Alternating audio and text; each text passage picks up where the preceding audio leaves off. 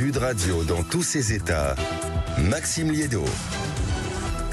Le débat de 13h est consacré à une page internationale à l'heure où le contexte géopolitique n'a jamais été aussi incertain, des alliés qui changent en permanence de position. D'un côté, Donald Trump, imprévisible, fou même, disent certains, Vladimir Poutine, mais également la Chine, la Corée du Nord. Bref, énormément de cartes sont en train de se redistribuer. On va en discuter avec Aurélien Duchesne. Bonjour. Vous êtes consultant en géopolitique, on vous aperçoit régulièrement sur LCI, en défense également, et vous êtes chargé d'études à Eurocréatif. Je rappelle, pour ceux qui ne l'ont pas encore lu, vous êtes l'auteur de Russie, la prochaine surprise stratégique, et votre présence est indispensable dans ce studio, parce que je rappelle que contrairement à beaucoup d'experts, vous aviez anticipé, vous, l'invasion de l'Ukraine par la Russie. Et nous sommes également accompagnés d'une voix qui est de plus en plus présente sur cette antenne, Paul Azibert, bonjour. Bonjour Maxime Liédo. Directeur général de Vortigen. Avant d'entrer dans les nombreuses questions qui se posent, on a en effet une scène internationale, mine de rien, qui est énormément bouleversée. On le voit, Donald Trump, des décisions permanentes. On le voit même aujourd'hui à quel point ce qui s'est passé au Vatican peut changer la donne, des déclarations intempestives. Tout se fait par tweet. On parle aussi des relations avec certains alliés qui sont tumultueuses. Souvent, ça aussi, on aura l'occasion d'en reparler. Vous, si je devais, on va dire, vous poser une question pour poser les bases de ce débat, comment qualifieriez-vous aujourd'hui l'état de la France, mais surtout l'état des relations internationales? Aurélien Duchesne. L'état des relations internationales par une née de guerre des mondes. On avait une guerre froide entre deux blocs idéologiques qui étaient quand même deux blocs cohérents avec des alliances solides. Maintenant, on est dans une guerre des mondes. Une guerre des mondes où on a des alliances qui basculent. Le cas, par exemple, des États-Unis, même si les choses commencent à changer, qui voulaient, par exemple, lâcher l'Ukraine. En tout cas, c'est ce qu'on a pu craindre. Et une guerre des mondes, enfin, qui nous oppose à nouveau entre démocratie libérale comme la France et empire autoritaire comme la Chine ou la Russie. Paul Azibert, de votre côté?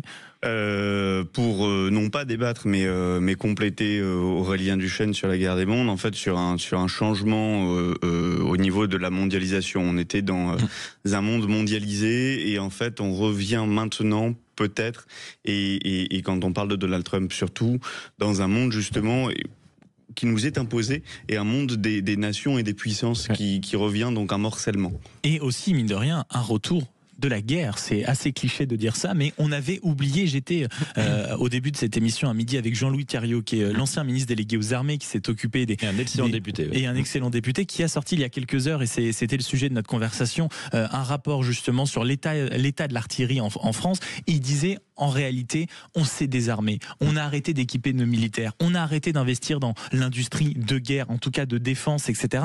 Précisément parce que on a voulu profiter de façon abusive des dividendes de la paix. Est-ce que pour vous, Aurélien Duchesne, ceci explique peut-être cela? C'est-à-dire que le monde est aussi fragmenté. On semble être surpris parce qu'on s'est reposé trop longtemps sur ce qu'on croyait être définitif. C'est-à-dire, Paul Azibert le disait à l'instant, une mondialisation heureuse en réalité et des dividendes de la paix qui pouvaient être éternels.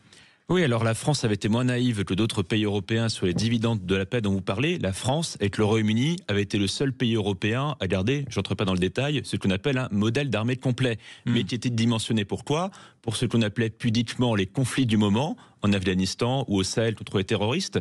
Et quand vous preniez tout à l'heure l'exemple de l'invasion de l'Ukraine, la quasi-totalité des experts du renseignement jusqu'aux experts médiatiques pensaient que Poutine n'envahirait pas l'Ukraine. Et c'est ce genre d'analyse de la situation qui a fait qu'en France, par exemple, on se disait, il y a une opinion publique qui ne comprendrait pas, à juste titre, qu'on réinvestisse massivement dans la défense alors qu'il n'y a pas de menace majeure d'invasion, par exemple, à l'horizon.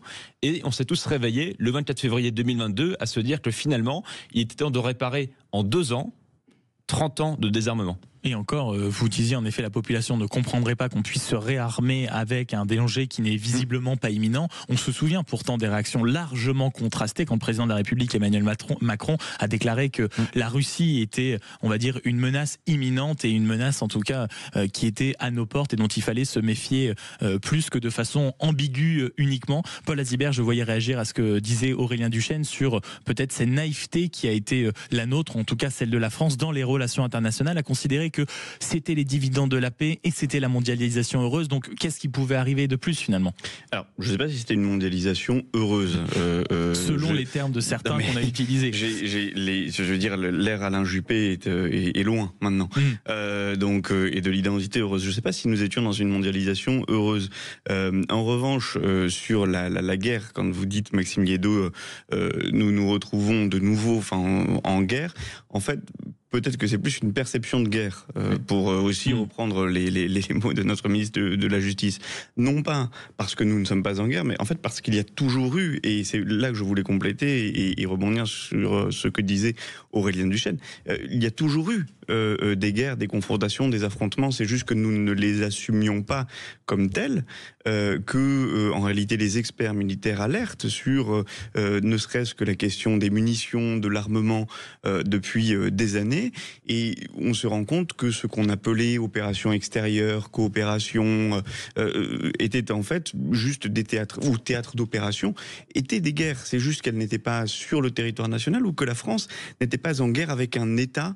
Ça a été d'ailleurs un débat il y a quelque temps au début de Daesh, lorsqu'on disait, il y a eu ce débat à l'international, on disait, est-ce qu'on peut être en guerre avec Daesh alors que Daesh n'est pas un État? Mais ça nous faisait très peur, ça nous emmène à la suite de la question, avant qu'on parte pour une première pause très courte, c'est que, est-ce que vous trouvez que maintenant, avec tout ce qui se passe, que ce soit, mine de rien, ce qui peut arriver entre l'Inde et le Pakistan, ce qui s'est passé avec la scène de Trump et Zelensky dans le bureau ovale, Aurélien Duchesne, est-ce qu'on arrive à une fin de naïveté, où c'est seulement une sensation, une sorte de sentiment de peur, on a respiré un peu, on a arrêté de respirer un peu, mais ça risque de ne pas durer?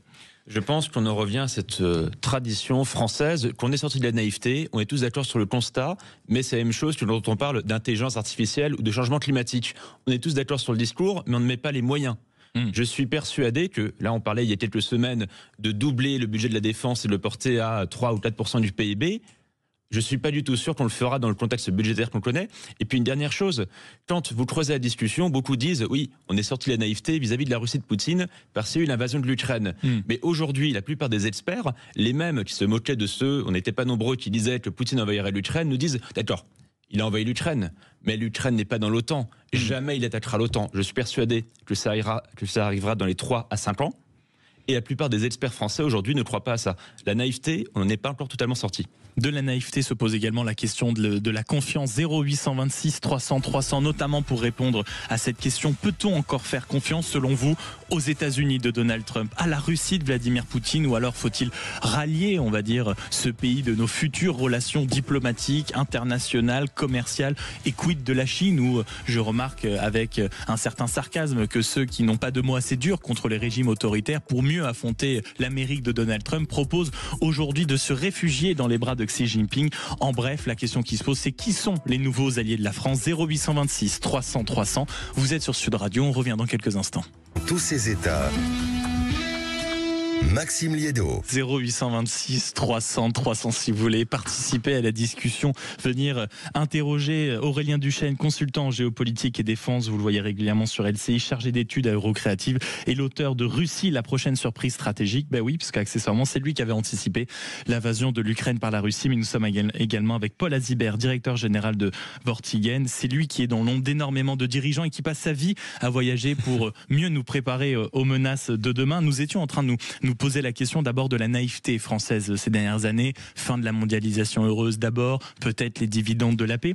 Une autre question se pose, et c'est là une fois de plus où j'aimerais avoir vos réactions, vos commentaires. 0826 300 300, l'application Sud Radio évidemment et les réseaux. C'est, est-ce qu'aujourd'hui nous sommes encore un pays qui peut faire confiance à ses alliés dits historique, je pense notamment aux États-Unis, mais de rien, on entend toutes les analyses. On entend Trump est fou, Trump sait ce qu'il fait. Décidément, il y avait même eu, rappelez-vous, ce débat sur Donald Trump n'est plus du tout un partenaire, n'est plus un allié. Aurélien Duchesne, vous, comment vous observez ça?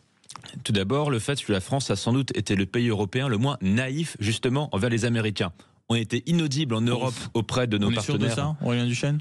On a eu quelques précédents quand, par exemple, on est parmi les premiers à dire que la guerre d'Irak de 2003 repose sur des mensonges et que ce sera un désastre. On a eu quelques coups de rappel au passage quand les Américains nous cassent, avec les Britanniques et les Australiens, un contrat sur les sous-marins en Australie en 2021. Mais pourquoi on était inaudible par rapport à nos partenaires? Parce que, en même temps qu'on n'était pas naïf sur l'Amérique, on était plus naïf que les Polonais, les Baltes, par exemple, sur la Russie. Ça nous rendait inaudibles en Europe. Mais est-ce qu'on a vraiment eu une absence de naïveté? Je me rappelle par exemple d'une ancienne ambassadrice de France à l'OTAN, Muriel Domenech, qui a alerté par exemple pendant l'élection présidentielle américaine en disant mais enfin écoutez, les Français et les Européens, on peut pas passer notre vie à regarder tous les 4 ans ce qui se passe sur l'Atlantique en espérant. Oui, mais donc j'ai pas entendu objectivement beaucoup de dirigeants croire en une réélection de Donald Trump. J'ai pas entendu aujourd'hui beaucoup de dirigeants penser que, si vous voulez, avec Joe Biden, en réalité, malgré un premier mandat de Trump, on aurait été, on va dire, tout aussi pillé au niveau économique, au niveau de nos industries. Paul Azibert, vous, sur cette attitude française vis-à-vis des États-Unis, est-ce que vous pensez qu'on a fait, qu'on peut encore leur faire confiance, mais qu'on a toujours été, on va dire, lucide sur ce qui pouvait arriver? Non mais alors c'est pour ça, moi je vous dis, Maxime Liédot, ça ressemble de moins en moins à un débat parce que je reste d'accord avec Aurélien Duchesne quand même. Le but c'est plus qu'un débat, c'est une grande discussion. Et puis j'ai l'intention de continuer à me faire valider mon ESTA si je vais aux États-Unis, donc je vais limiter mes propos quand même. Mais je suis d'accord sur le fait qu'on n'a pas été réellement naïf. C'est juste que la stratégie américaine, notamment de soft power et d'influence, est très forte. Ils utilisent en France, avec la French American Foundation et d'autres organismes, comme à l'international, notamment sur le continent africain et dans les zones en fait qui les intéressent, des outils d'influence qui sont très structurés et très forts. Aurélien Duchesne parlait de la crise des sous-marins avec la mobilisation en réalité d'ONG malaisiennes obscures qui avaient transmis des rapports. Mais si on remonte aux années 90, et nous en parlions la dernière fois que vous m'aviez fait le plaisir de m'inviter, Maxime Liédot, avec Éric Delbecq. En 94 même, les États-Unis mettent en place une agence de lobbying public qui peut utiliser toutes les ressources de l'État et qui arrive à nous voler un contrat Thomson au Brésil en nous menaçant. Donc je pense que la France n'est pas naïve vis-à-vis des États-Unis.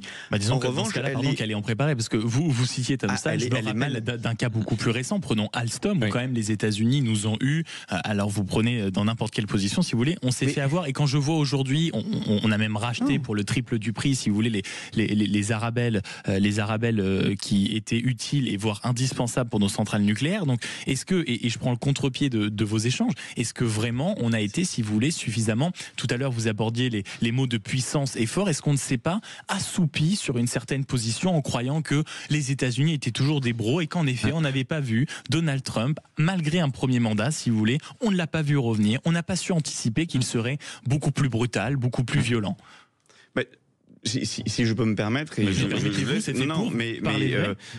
tous les sujets dont nous parlons justement sur les questions de guerre économique aujourd'hui, ils nous sont tous arrivés avec des gouvernements démocrates aux États-Unis. Donc le fait que Donald Trump revienne et qu'il soit violent dans ses relations, on l'a peut-être vu venir. C'est juste qu'on n'a pas les codes du dialogue avec Donald Trump, puisque lui-même n'a pas les codes du dialogue et qu'il les fait bouger, mouvoir en permanence. Aurélien Duchesne. Tout à fait d'accord, et ce vient de dire Paul Azibert. Pardonnez-moi, auditaire, application de Sud Radio 0826 300 300. Justement, vous trouvez que la France a été naïve face à Donald Trump, on ne nous a pas suffisamment préparé. Idem avec Vladimir Poutine. Vous connaissez le numéro. Aurélien Duchesne. Paul Azibert a tout à fait raison. Les démocrates non plus à la Maison-Blanche nous ont pas fait beaucoup de cadeaux. C'est sous l'administration de Bill Clinton, par exemple, que, pour prendre cet exemple, vous avez toute une réorientation de la communauté du renseignement qui jusqu'ici était focalisée sur l'URSS pendant la guerre froide, qui bascule dans le renseignement économique pour nuire directement aux intérêts de pays européens, à commencer par la France et l'Allemagne, les Français et les Allemands qui se sont fait tailler des croupières pendant des années par des boîtes américaines. De l'autre côté, par exemple, vous citiez le cas de Alstom, on a aussi découvert à ce moment-là en France une notion qui nous était assez étrangère, l'intelligence économique. Oui. L'intelligence économique, c'est pas de la guerre économique. De nombreuses boîtes vivent de l'intelligence économique au jour le jour. Ça aussi, c'est le genre de choses qu'on apprend petit à petit, c'est que après Trump, ça va continuer. Joe Biden, pour terminer là-dessus, avait fait passer un énorme paquet d'investissements qui était certes bon pour le climat, pour la transition écologique, mais qui se faisait aussi au détriment des industries et des technologies vertes européennes. Sur l'intelligence économique, Paul Azibert, vous qui êtes justement directeur général de Vortigen, vous êtes confronté à ça au quotidien, c'est-à-dire, pardon d'y revenir, mais à quel point parfois des entreprises, des hommes politiques, des États sont, on va dire, toujours un peu surpris ou font semblant de tomber des nues quand on découvre qu'il y a de l'espionnage, quand on va dire il y a du sabotage de certains contrats, c'est chacun ses intérêts. Oui, mais revenez-y effectivement, Maxime Niedo. Mais oui, mais parce que c'est pour ça que nous disions, je pense, avec Aurélien Duchesne, il n'y a pas forcément eu de naïveté. En revanche, il y a eu une volonté de se tourner, ou en tout cas ça a été plus une collaboration et une évidence française de se tourner vers les États-Unis à l'époque. Après, oui, sur les entreprises, effectivement. Et sur nos intérêts à l'international, et notamment nos intérêts même au niveau européen. On parlait de défense. Bon, il y a des tas de dispositifs et il y a certains politiques, je sais, qui pourraient y être sensibles, notamment dans le camp présidentiel. Mais on pourrait tout à fait essayer de taper plus du poing sur la table et de demander à ce que, si l'effort de défense, par exemple, n'est pas fait par certains pays, qui versent un certain montant pour ceux qui ont plus contribué à l'effort de défense. À l'international, si on parle de l'intelligence économique et des intérêts français et des intérêts européens, je pense que, et vous parliez de nouveaux alliés tout à l'heure, je ne veux pas prendre trop les devants sur l'émission, mais on a un certain nombre de dispositifs, de cadres, de choses à faire qu'on peut mettre en place. Mais alors, quid aussi de la Russie, mine de rien, vous, Aurélien Duchesne, qui avez écrit, qui suivez attentivement ce sujet, est-ce qu'on a été davantage ébloui, peut-être, par Vladimir Poutine que par un Donald Trump ou un continent américain, selon vous?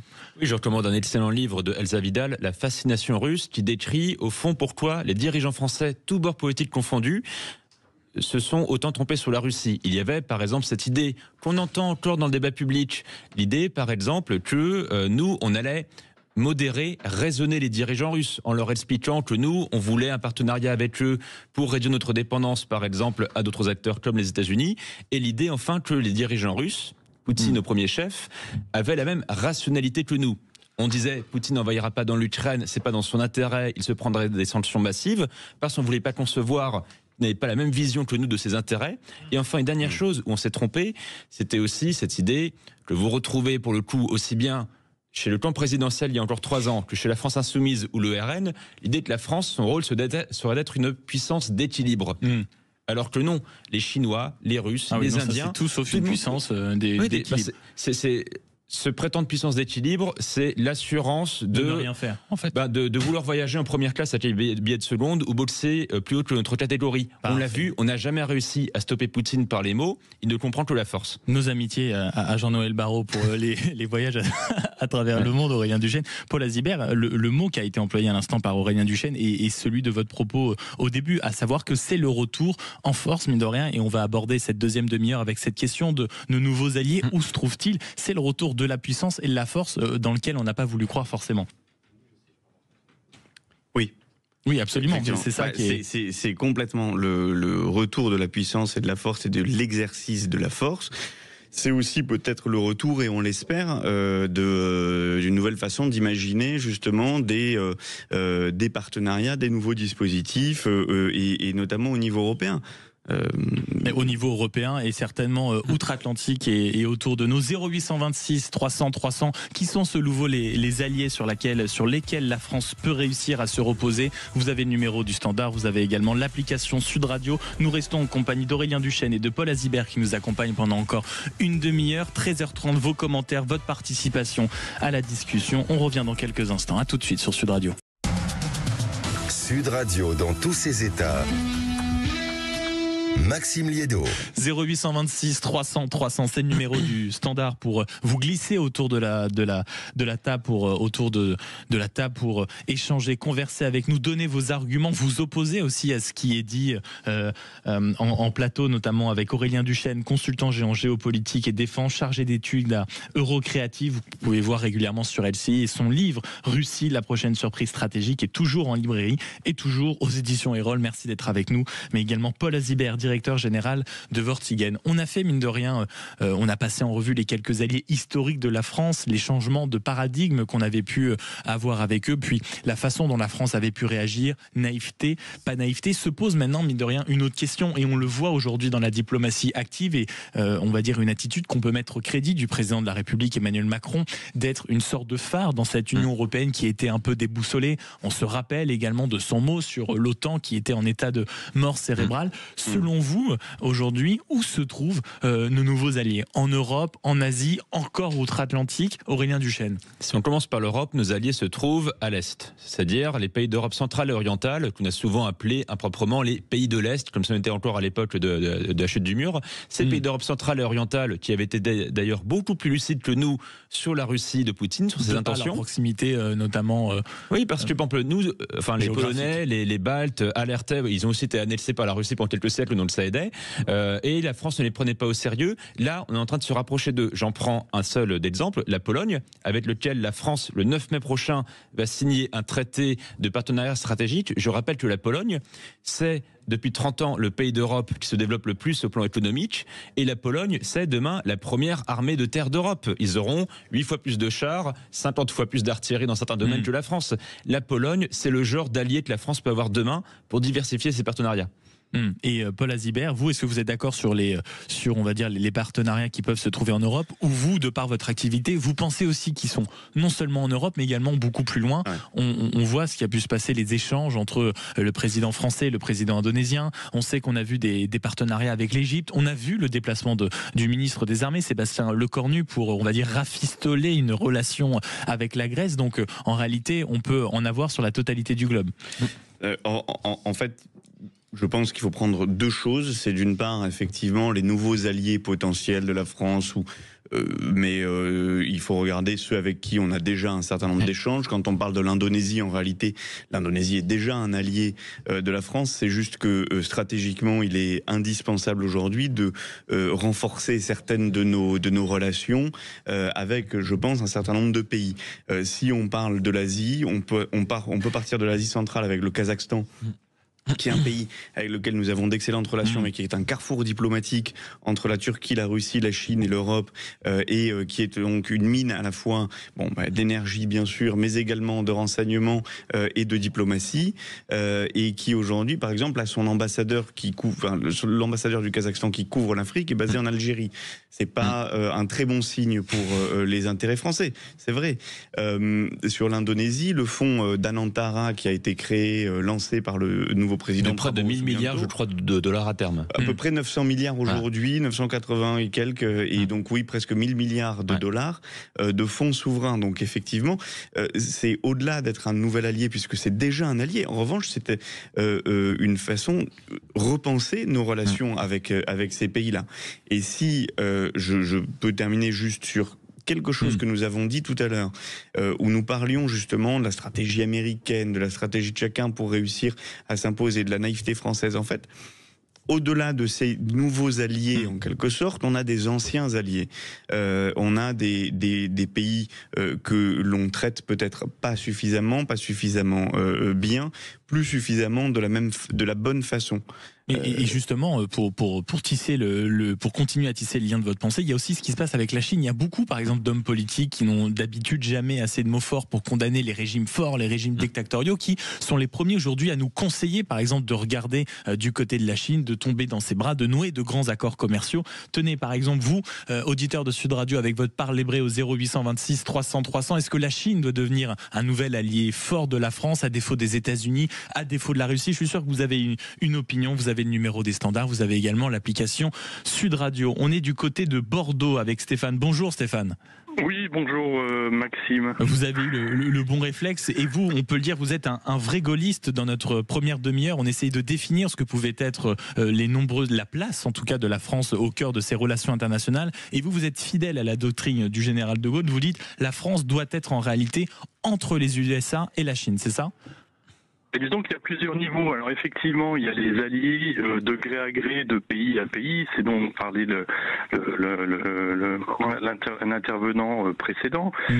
Et là, plus que de nouveaux partenaires ou de nouveaux alliés, je pense que c'est notre doctrine, en fait, notre approche de ces pays-là qu'il faudrait changer. Pour avoir travaillé un peu au Vietnam il y a une vingtaine d'années, on avait une approche extrêmement, quasiment post-colonialiste et surtout très prétentieuse dans les affaires. Et c'était très impressionnant. Je vous donne un petit exemple. On travaillait, nous, à la mise en place d'un département d'intelligence au Vietnam pour développer des relations entre petites entreprises. Donc, et ça commençait à fonctionner. L'idée, c'était de faire remonter des informations de terrain. Et puis, c'était l'avènement des réseaux. Donc, on arrivait à l'informatique. Donc, on arrivait à lancer l'information très rapidement. Et finalement, cette chose-là fonctionnait très bien. Et en termes de budget, on avait finalement le choix entre le festival de Hue et puis cette dynamique qu'on avait initiée avec la Chambre de commerce française au Vietnam. Finalement, ce qu'on a retenu, c'était le festival de Hue, où les Français allaient exposer la haute couture et la haute gastronomie française au Vietnam avec un revenu moyen de $50. Voilà. Donc en fait, ce qui est extraordinaire, ce que vous nous expliquez, c'est que quand vous êtes allé au Vietnam pour essayer, on va dire, de mettre en place une véritable dynamique de développement ou d'exposition, vous êtes tout d'un coup retrouvé à avoir uniquement une vitrine de ce que la France savait faire de mieux, c'est ça ? Ouais, absolument, mais c'était complètement décalé. Si on arrivait vraiment avec notre prétention, nous savons vivre, nous sommes les droits de l'homme, nous avons de la haute couture, ce qui est pas faux, mais le sujet n'était pas là. Et on voyait nos petits compétiteurs anglais, allemands, italiens travailler vraiment, en fait. Et du coup, on s'est complètement fait balayer. Le Vietnam, lui, s'est développé à une vitesse incroyable et on avait des gens très bien formés de HEC qui se permettaient d'envoyer des catalogues de mesures au gouvernement vietnamien qu'ils devraient prendre pour développer leur pays. Donc pour le niveau de stratégie de pays à pays, effectivement, c'est un peu la mentalité qu'il faudrait changer. 0826 300 300. Oui, finissez Stéphane, finissez. Oui, après, au-delà des stratégies de gré à gré, il y a pour moi en fait une bascule à faire, et c'est celui des grands blocs. C'est-à-dire que je ne sais pas pourquoi, à un moment donné, on s'est dit, on va faire une alliance avec les États-Unis, mais une alliance quasiment intégrée. Voilà. Et au dépend de la Russie. Alors qu'on a comment dire, une situation qui est absolument extraordinaire. On est dans le nord, on a à l'est la Russie et on a à l'ouest les États-Unis. Donc il y a tout un Occident qui fait 1 milliard de personnes. Et l'idée, il y a une vingtaine d'années, c'était, faisons un grand bloc avec le Canada, les Russies. Alors il y a bien d'autres alliances, mais c'était un peu le cœur de la chose.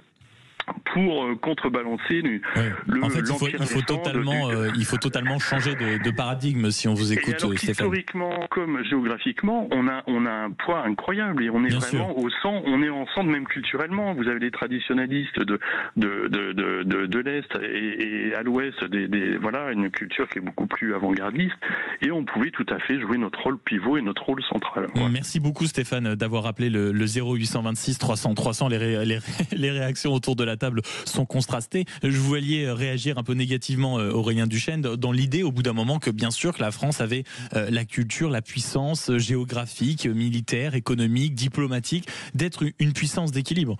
Alors Stéphane avait tout à fait raison sur 2 points à mon sens. Le premier, c'est sur une certaine arrogance française qu'on voit souvent, notamment alors dans des pays comme le Vietnam dont on n'a pas saisi le potentiel.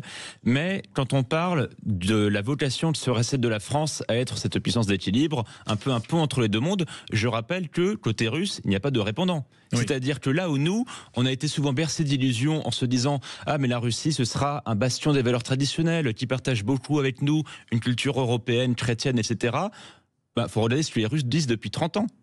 Où ils disent non seulement qu'on a un Occident décadent, amoral et dépravé, mais quand vous regardez ce qu'il y a dans les manuels scolaires, je prends un seul exemple, ils ont remis au goût du jour des auteurs comme Danilevski qui disait que la Russie était l'ennemi éternel de l'Europe.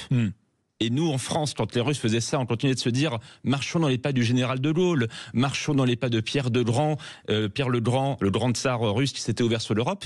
Les Russes n'en veulent pas. Et enfin, l'Europe, c'est pas juste les pays d'Europe de l'Ouest, ce sont aussi des pays comme la Pologne, l'Ukraine, etc., dont la Russie nie la souveraineté. Et on ne peut pas passer par-dessus la tête de la moitié de l'Europe en se disant on va se rapprocher des Russes pendant qu'eux veulent écraser la moitié de l'Europe. Paul Azibert, je vous voyais réagir énormément au témoignage de Stéphane quand il évoquait parfois l'arrogance française, notamment à l'étranger, qui visiblement explique aux pays dans lesquels ils opèrent comment il faut se développer, comment il faut penser, comment il faut créer, comment il faut faire du commerce.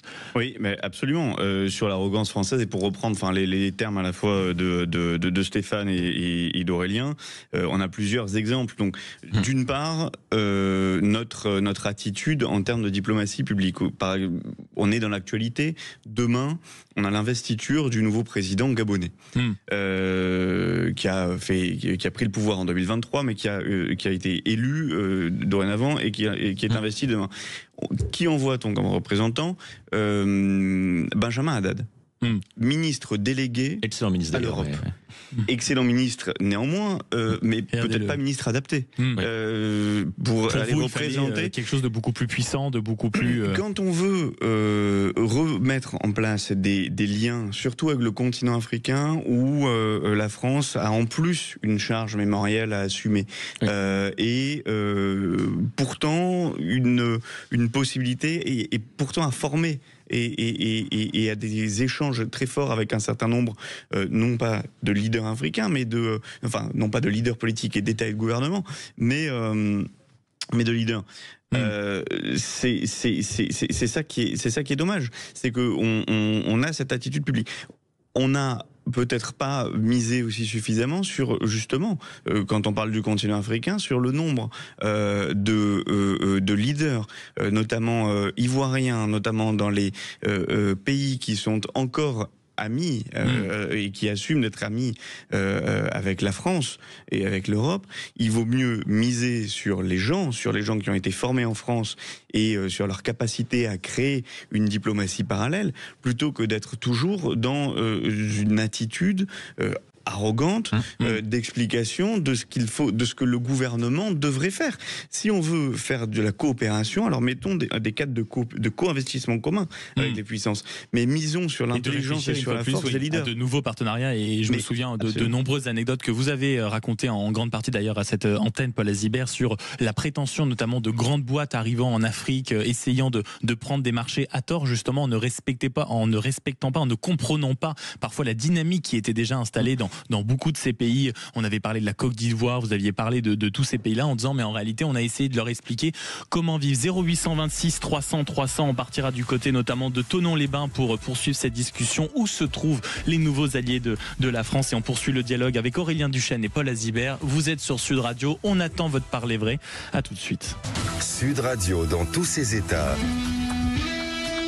Maxime Liédo. 0826 300 300 pour les appels, participer, échanger ou apporter un peu de contradiction à nos deux interlocuteurs. Aurélien Duchesne, consultant en géopolitique et défense, chargé d'études à Eurocréative, on l'aperçoit souvent sur LCI, aux éditions Erol, son livre La Russie de Poutine contre l'Occident, et Paul Azibert, directeur général de Vortigern. Et c'est à vous que je laisse la parole, Paul, parce que vous étiez en train de nous raconter un peu pendant la pub, en réalité, à quel point la France n'a pas su anticiper, pour différentes raisons, l'émergence en Afrique d'énormément de talents, d'énormément en réalité de forums, de réunions qui sont en fait les centres du monde, et visiblement il n'y a que la France pour ne pas avoir su prendre le pas. Vous parliez en réalité en permanence d'une différence de rythme.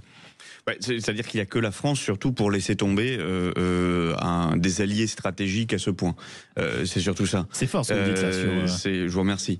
Mais c'est-à-dire que, d'une part, on se rend compte que, et on parlait de défense tout à l'heure, que se passe-t-il? Pourquoi un certain nombre de pays se sont détournés de la France? C'est parce que leurs élites montantes ne sont plus allées se former en France, mais sont allées se former en Russie, notamment aux questions d'armement. Et donc après, forcément, lorsqu'elles sont arrivées en état-major, on fait des commandes plutôt aux Russes qu'aux Français.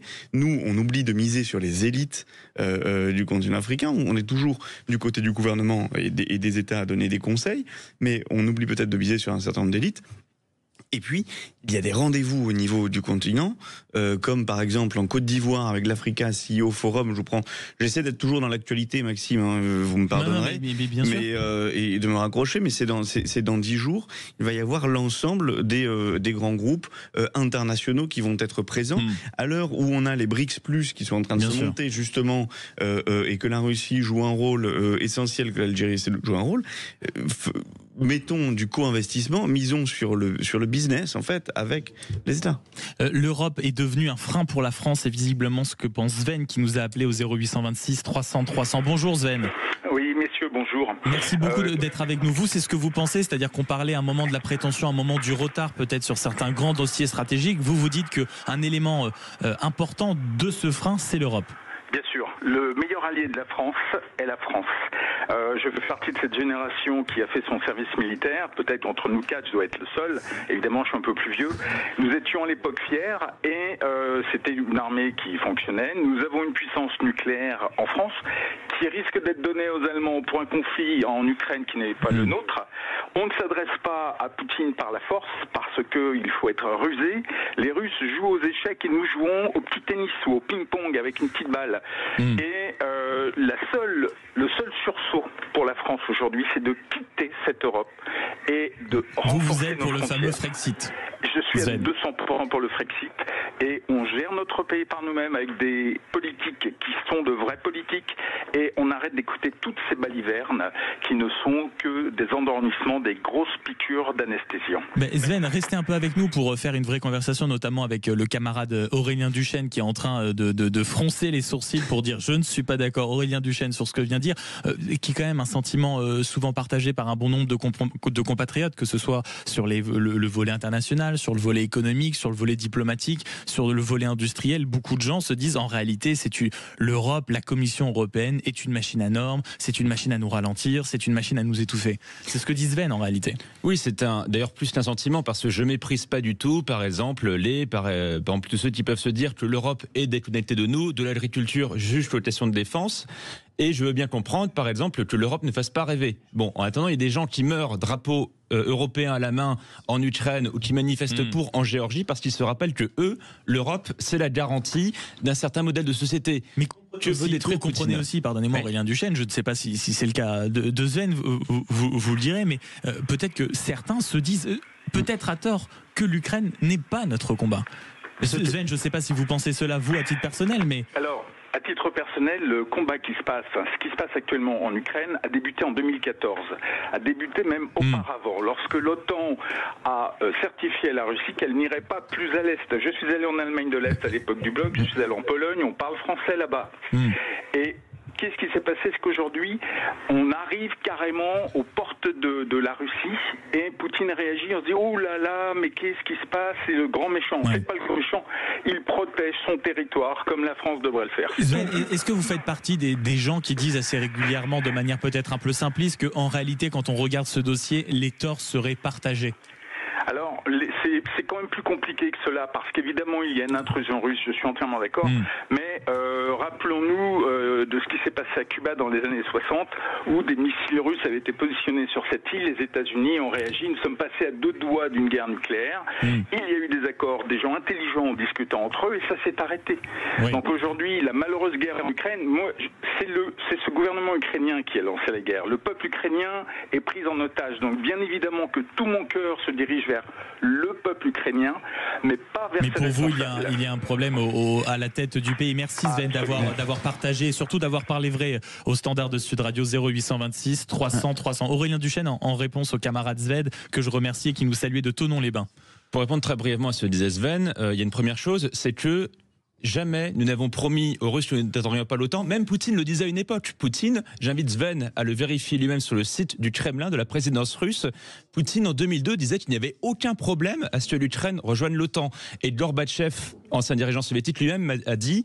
Jamais les Occidentaux nous ont promis de ne pas étendre l'OTAN vers l'Est. Donc non, la Russie a agressé l'Ukraine gratuitement et a réinventé des mensonges par la suite. Une dernière chose, les Russes ne jouent pas aux règles, ne jouent pas aux échecs, parce qu'aux échecs, on a des règles. Et Poutine n'a respecté aucun des accords qu'il a passés avec nous. Paul Azibert, le mot de la fin sur justement cette nécessité d'aller regarder ailleurs les nouveaux alliés, peut-être une fois de plus la nécessité de changer de paradigme en quelques mots. Mais en quelques mots, avant de changer de paradigme, justement, continuons à faire ce que la France sait faire le mieux, c'est-à-dire de la diplomatie et entretenir nos alliés historiques. On est dans les tours de table, on existe encore, notamment en République démocratique du Congo, qui est un sujet qui est important.